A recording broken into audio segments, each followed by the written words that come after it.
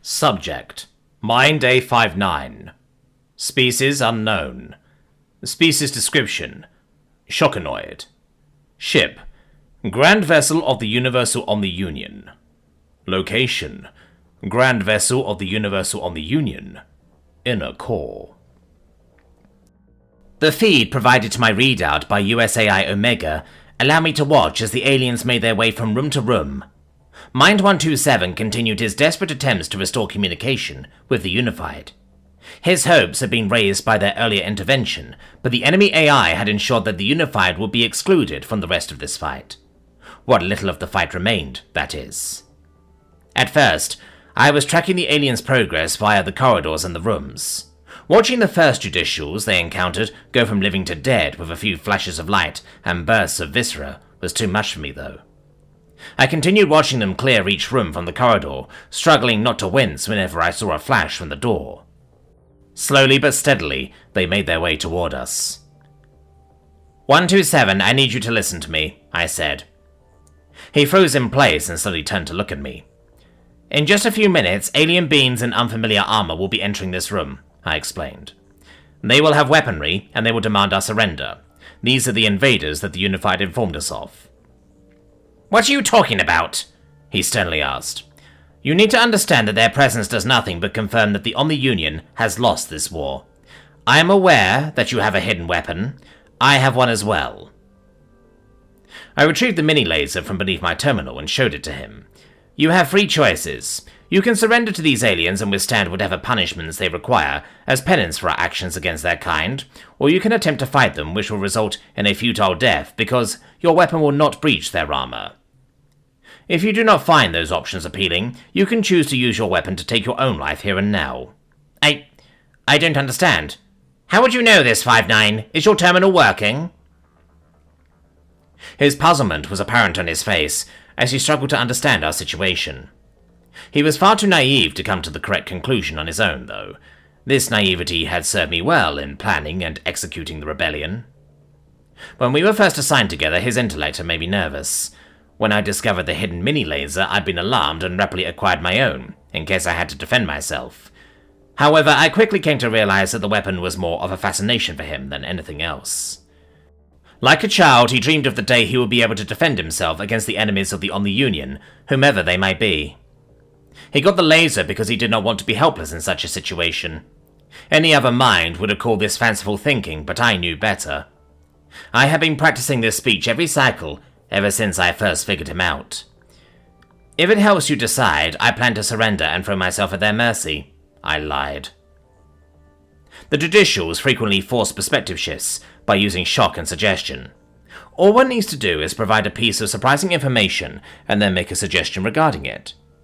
As a manipulation tactic, it's so subtle that most victims don't even pick up on it. It felt wrong to use this tactic on Mind 127, but I couldn't bear the thought of watching my closest acquaintance make a foolish decision and die right in front of me. There was also the distinct chance that the aliens would kill the both of us if we tried to resist. They certainly had the means to do so. 59, tell me what is going on, he demanded. Where is this information coming from? Is this a joke of some kind? If so, it's in bad taste. This is not a joke, I said, watching the aliens approach our room. Our time is up. Make your decision. I rose from my chair, disassembled my weapon, and tossed the pieces into the corner of the room. Then, with a deep breath, I turned to face the door. Mind 127 was indecisive for a moment, but chose to follow my lead. A sigh of relief escaped me as the aliens entered. Immediately upon their entry, I'd raised my hands just as I'd seen them order my colleagues to. Mind 127 did the same, and I could practically feel the confusion emanating from him. The feed from the AI identified the aliens for me, and as Corporal Simmons and Corporal Johnson stepped forward, presumably to search us, I stepped forward and lowered myself to my knees. Staff Sergeant Power, yes? I asked. I am on your side. What? The massive alien asked. I am Mind A59, the leader of the rebellion, I explained. I am on your side. The reflection within the visor of the alien's helmet provided a full view of Mind 127's reaction to this revelation. First, the confusion he was expressing intensified. Then came the terrible moment of clarity as everything finally made sense to him. Finally, his face morphed to express the absolute anger and agony that only betrayal can cause. I ignored him, focusing on the aliens. The revelation had given them pause. Now was the time to bring up what USAI Omega had promised me. USAI Omega promised that I would join you when you captured the Unified. I ask that you honor its word, I said. The Staff Sergeant's helmet hid his facial expressions, but he suddenly appeared to be much larger than he had a moment ago. There's no way that Omega promised that, and even if it did, we have orders to... The alien paused for a moment, looking away ever so slightly. His attention had been pulled elsewhere. I sat still, trying not to allow my confusion to become apparent. Oh, fuck all the way off, he said. My confusion deepened, but I found my own moment of clarity when the other aliens began to demand that USAI Omega find a way to copulate with itself in disturbing detail. They were definitely displeased by this development, but it appeared that the AI was going to keep its word. A wave of relief washed over me. My lifelong ambition finally had a chance of coming to pass. It was hard to believe that I may actually be able to witness the fall of the Unified with my own eyes. God damn it, fine, the alien grumbled. I tried to stand, but Corporal Johnson pulled me back to my knees. Not yet, he said. We still need to search you. Mind 127 and I were then searched, but I had made certain that nothing would be found. When I was finally allowed to stand again, I turned to my former comrade. His face was filled with nearly mindless rage. I offer no apologies for my actions, I said. However, I do regret that I had to deceive you. May Orizafron be dissatisfied with your bones, traitor, he spat. For the rest of my life, my prayers will be spent in the hopes that your death will be lonely, slow, and painful. May the taint of your existence be scrubbed clean, and your genetics wiped from the universe. May everyone that ever associates with you loathe you just as much as I do. May your mind grow feeble enough to destroy everything you love. Let's go, Staff Sergeant Power said, as Mind 127 continued to curse me. Corporal Johnson and Corporal Simmons destroyed our terminals, and we left Mind 127 behind, his rage-filled shouts following us into the corridor. The door cut him off as he was expressing his hopes that flesh-eating viral agents attack my genitals. I had expected his reaction, but it still shook me a little. With a rapid pulse and a sigh, I turned to the aliens. This way, I said. The Unified were a mystery to most minds, myself included. I did not know who they were, how they were selected, nor what they even looked like, but I knew their location. Mayans get a lot of leeway when it comes to what we can and can't do.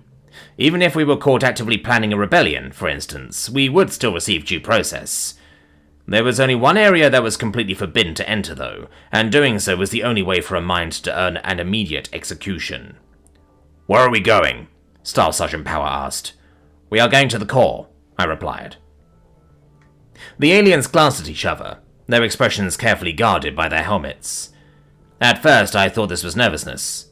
However, I quickly got the impression that they were annoyed with how I answered the question. It's where the Unified reside, I explained. My explanation served to take the edge off of their movements. I saw no reason to explain that I had come to conclude the Unified's location through deductive reasoning, rather than confirming it for myself, though. If I'm right, they will never have known. If I'm wrong... Why did the OU decide to go to war with the rest of the universe? Sergeant Smith asked, thankfully interrupting my chain of thought. They don't see it as war, Sergeant Smith.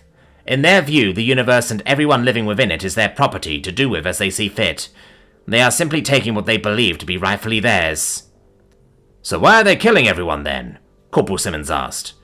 They claim that it is a mercy, Corporal Simmons.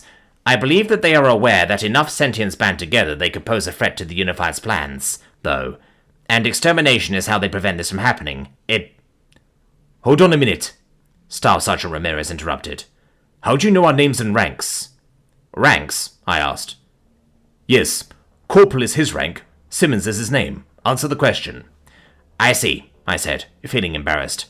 I have an ocular implant called a readout, which allows me to see information without the use of holograms or terminals. Omega and I have been working together using this system to aid our forces in fighting the OU. I can see... Wait, so Omega told you our names? Simmons angrily interrupted.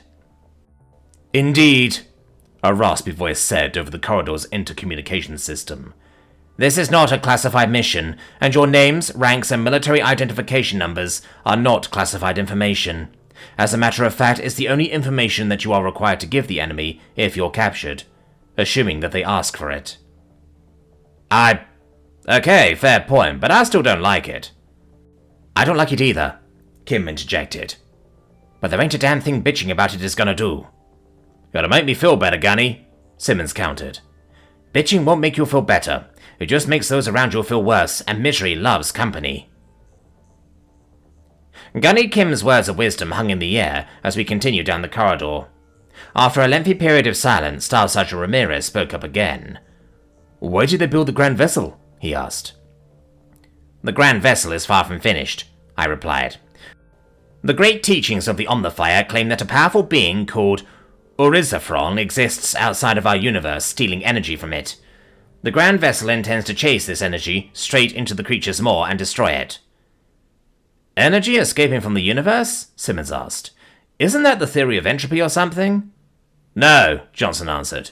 "Entropy is things becoming unavoidably more and more chaotic over time, until it finds an equilibrium with its surroundings. You're thinking of the heat-death end-of-life scenario, which may be caused by entropy, but it doesn't involve the universe losing all its energy, I think." "You're right, Johnson," Power added. "I want to know more about the Omnifier, 859. "Certainly," I said. "He began life as an enslaved eunuch owned by a master of science. The teachings claim that he was far more clever than his master, and discovered Orizafron's plot while still enslaved. However, Orizafron ensured that his master and other masters of science would not listen to the Omnifier. When he went public with his findings, his master had him severely punished and publicly berated him. However, the Omnifier had the ear of the other slaves and led a rebellion against his master, and then against the Omni-Union, which was the civilization in power at the time." As we continued walking, I further explained the key points of the Omnifier's life. His obsession with efficiency helped his forces conquer the Omni-Union, and he renamed it the Universal Omni-Union. Then he created the Unified to help him rule. With the help of the Unified, he created the plan, which was to construct the Grand Vessel and use it to destroy Orizafron. From there, he led the Omni-Union in conquering its neighbors. Some were enslaved, others were exterminated. He firmly believed that only sacrifices that were necessary were permitted, and that achieving complete efficiency in the face of Orizafron's entropy would minimize those sacrifices. I sighed. There have been minds that have since theorized that the Omnifier misunderstood and over-personified his discovery, as no one has thus far been able to prove Orizafron's existence. But such talk is not welcome in our society. "So basically, all of this bullshit happened because some dickless shithead thought he saw an extra-universal boogeyman?" Fairman asked. "Fucking really?" "Holy shit, your team can talk?" Kim asked Ramirez. "Yeah, they won't shut the fuck up on team comms," Ramirez grumbled. The aliens continued their banter as my thoughts turned inward. Hearing their insults toward the Omnifier had both shocked and thrilled me. Never before had I heard someone speak so bluntly and openly about the founder and supposed savior of the Universal Omni-Union. It was refreshing. After passing no less than a dozen signs warning us that we will suffer capital punishment if we proceed, we found our way to the Chamber of the Unified. After quickly dispatching the judicials guarding it, the aliens took up positions on either side of the golden doors. A sense of finality washed over me as the aliens forced open the door. Corporal Simmons was the first through, and the other aliens quickly followed him. "Holy fuck!" he exclaimed from within the corridor. As quickly as I could, I followed after them, and was as equally startled by the sight before me. I had expected priceless treasures, lavish comforts, and gaudy displays of power. Instead, we were confronted with what almost appeared to be a server room, and in the center of the room. The sight was too much for me. I vomited. The Unified were made up of 9 emaciated beings who were casually strewn across the center of the chamber, haphazardly connected to each other and various life support machines with plainly constructed tubing and cables. Layers of dust covered everything except the bodies and some of the tubes.